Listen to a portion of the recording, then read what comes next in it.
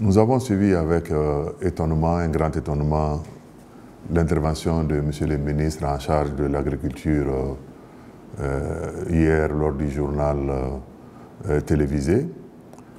Dans ses propos, M. le ministre a fait 4 affirmations justifiant les dysfonctionnements connus dans l'approvisionnement en engrais cette année.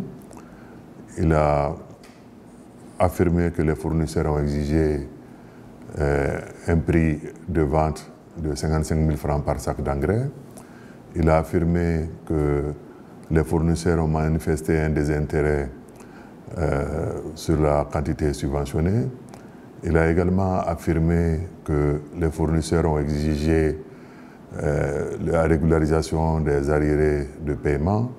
Il a aussi affirmé que les fournisseurs ont exigé d'être payés en cash pour les approvisionnements de la nouvelle campagne. Je voudrais ici rétablir les faits et dire que ce que le ministre a affirmé ne correspond pas à ce que nous avons vécu sur le terrain dans le cadre des approvisionnements de cette année. Pour ce qui concerne le désintérêt dont a parlé M. le ministre, je trouve que ce n'est pas les fournisseurs qui ont manifesté un désintérêt. Habituellement, en termes de volume, la quantité subventionnée en engrais minéraux porte sur environ 90% des volumes d'intrants distribués aux producteurs. Cette année, le ministre a converti les engrais minéraux en engrais organiques, soit 91% dédiés à la fertilisation organique et seulement 9% aux engrais minéraux. Comment s'étonner que les fournisseurs qui habituellement travaillent sur les engrais minéraux constituent des stocks importants d'engrais alors qu'en face, il n'y a que 9% de volume exprimé, contrairement aux autres années. Si désintérêt il y a, moi je peux affirmer que ce désintérêt est venu plutôt, dans un premier temps, du ministère en charge de l'agriculture. Pour ce qui concerne le prix du sac d'engrais à 55 000 francs, ce n'est arrivé nulle part au Mali au titre de la campagne. Nous savons que cette année, il y a des prix repères qui ont été retenus. Ces prix repères ont peut-être été légèrement majorés.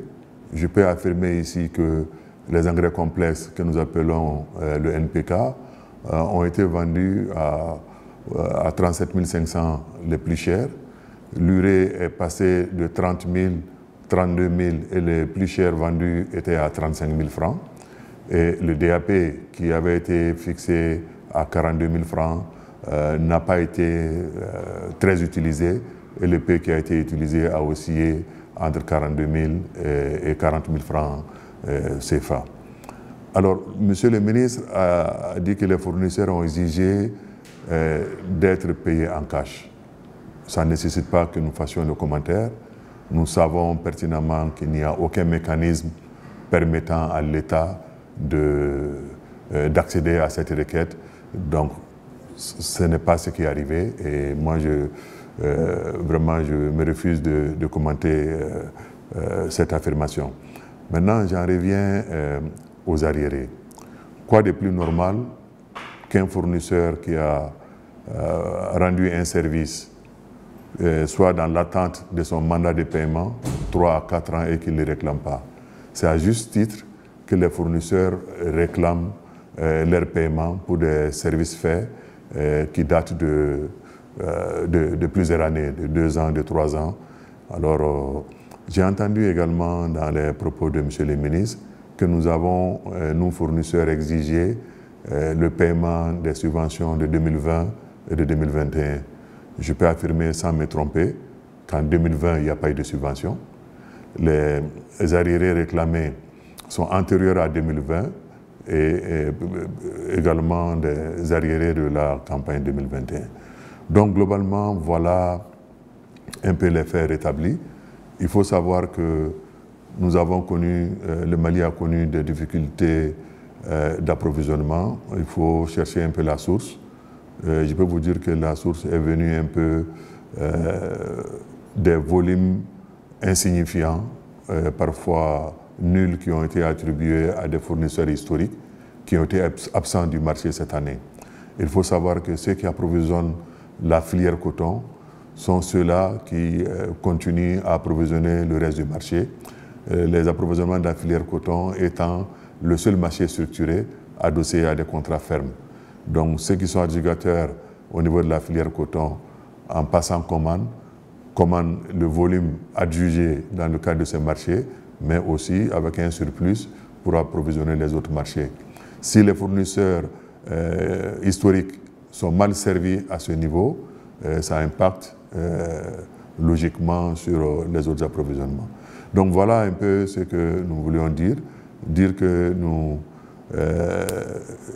nous sommes disposés à travailler, à maintenir notre outil de production agricole, comme diraient les Bambara, donc nous travaillons beaucoup plus à préserver l'outil de production pour continuer à exercer notre métier qui est de commercer dans ce secteur d'activité.